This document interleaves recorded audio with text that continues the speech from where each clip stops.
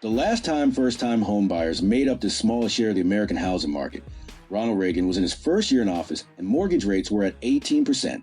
That was 1981. In 2026, with rates at just 6.2%, we've matched it.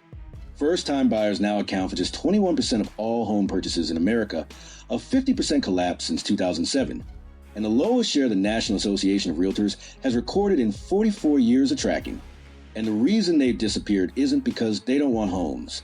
It's because renting a starter home is now $920 a month cheaper than buying one in all 50 of the largest U.S. metros. Every single one. For the 32nd consecutive month, rent prices have dropped year over year while buying costs keep climbing. In Austin, buying costs $1,719 more per month than renting. In San Jose, it's $2,425. That's not a lifestyle preference anymore. That's a mortgage payment on a second house. Sitting on top of that cost advantage are 45 million American renter households who have quietly figured out they hold every card in this market. Because when the only pool of demand that could absorb your listing is $920 a month better off renting than buying, they're not coming. Not this spring, not this summer, not at your asking price. According to the Zillow Observed Rent Index, the typical U.S. asking rent in early 2026 was $1,895 a month, up just 2% from a year ago, the slowest annual rent growth since December 2020. Before the pandemic, single-family rent growth averaged 4.3% per year, and multifamily averaged 3.6%. Today, those numbers are 2.7% and 1.4% respectively. The reason is simple. The rental market is flooded with supply. Apartment List reports a national multifamily vacancy rate hit 7.3% at the end of 2025, a record high. The average unit now sits empty for 39 days before being leased, more than twice as long as at the 2021 peak. Cotality reports single-family rent growth at a 15-year low, just 0.9% year over year. Landlords are competing aggressively for tenants. In January, nearly 40% of all rental listings on Zillow offer concessions, free month of rent, waived deposits, reduced fees. In Denver, the concession rate is 68.6%. In Austin, over 63%. Renters have more options, more power, and more money to keep every month than at any point in the last decade. So here's the question nobody in this housing market is asking. If the person who is supposed to buy your home next spring is currently sitting in an apartment getting 2 months of free rent and a waived deposit, why would they walk into a mortgage payment costing $900 more per month? The numbers are not just notable, they're historic. According to a February 2026 analysis from Construction Coverage, the typical monthly mortgage payment, including property taxes, is now 20% higher than the typical monthly rent nationally. Out of 838 U.S. cities analyzed, only 9 still offer a cost advantage for buyers. In more than 100 cities, the median mortgage payment is more than double the median rent. The math on a median American home makes this concrete. Zillow puts the typical U.S. home value at around $360,727. Put 10% down and finance the rest at the 30-year fixed-rate Freddie Mac reported in late 2025, 6.23%, and your monthly principal and interest comes to roughly $1,990. Add property taxes, homeowners insurance and PMI, and a real out-the-door payment lands around $2,750. The national median rent, by comparison, sits at $1,669. That's a monthly gap of $1,081, or $12,972 a year, that a renter keeps instead of handing to the bank. And that's before maintenance, HOA fees, or the 8% closing costs a seller pays when they eventually move. Since January 2021, mortgage rates have more than doubled while home prices remain 33% higher. That combination has produced the largest reversal in the cost of owning versus renting since Zillow began tracking the data, the widest gap in the modern housing era. NAR's 2025 profile of home buyers and sellers confirmed first-time buyers fell just 21% of all purchases, the lowest share ever recorded in 44 years of data. Before the 2008 crash, first-time buyers made up 40% of every home sale. Today, they make up half that. NAR's own Deputy Chief Economist, Jessica Lotz, said plainly, the first-time buyer share has contracted by 50% since 2007. The share of home buyers with children under 18 hit a historic low of 24%, down from 58% in 1985. Meanwhile, the median seller has owned their home for 11 years, the longest tenure ever recorded. Sellers aren't moving because they can't justify giving up their 3% mortgage. So the market is frozen at both ends. Sellers locked in, buyers locked out.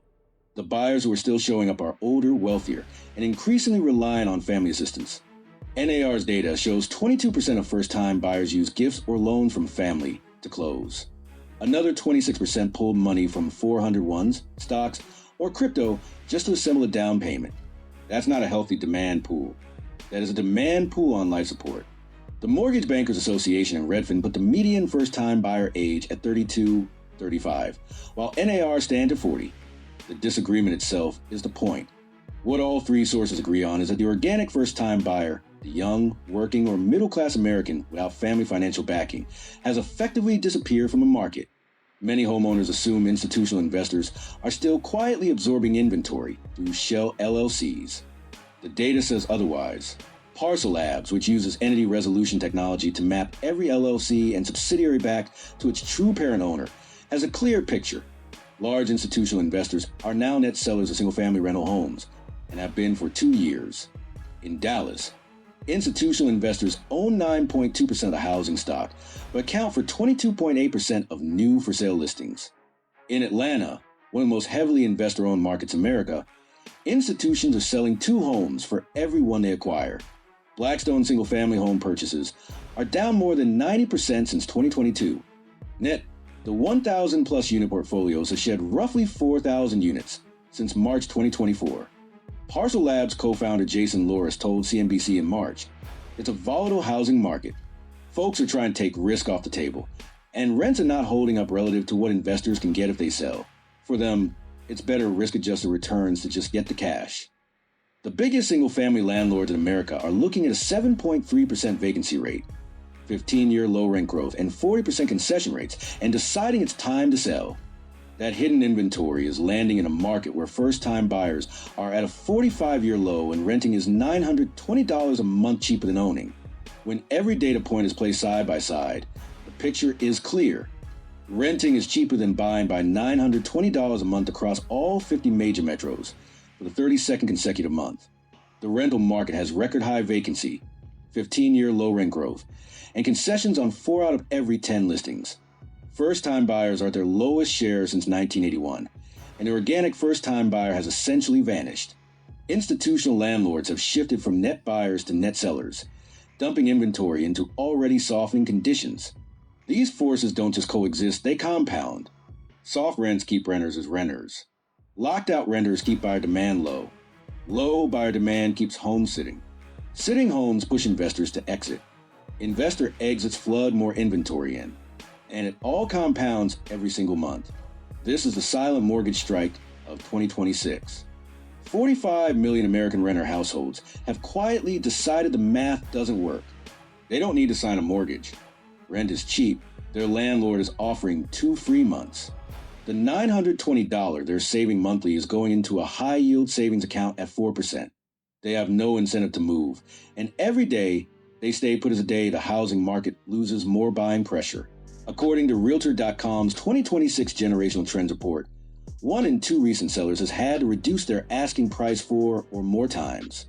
That's not a market where demand is about to bounce. That's a market where the people holding firm on price are the ones losing the standoff. If you're a homeowner, stop anchoring your expectations to what your home was worth in 2022. Your home value in 2026 is going to be determined by what the renter across town is paying, because that renter is a demand pool setting your comparable sales. And right now, that renter has more leverage than at any point in the last decade. If you're a seller, the window is closing. Price reductions are no longer a sign of weakness. They're the cost of admission. The sellers who price honestly this year are the ones who get out. The ones waiting for 2022 peak numbers will still be on market next spring, watching institutional listings accumulate around them. If you're a buyer or renter, for the first time since 2019, you have real leverage. The math has never favored renting this decisively in the modern era. You have time. The housing market always comes back. But remember what the data shows today. Renting cheaper than buying in all 50 metros. First-time buyers at 1,981 levels. Wall Street exiting. Rents still falling. That is not a market about to bounce. That is a market in the middle of a reset, and the renters are the ones writing the rules.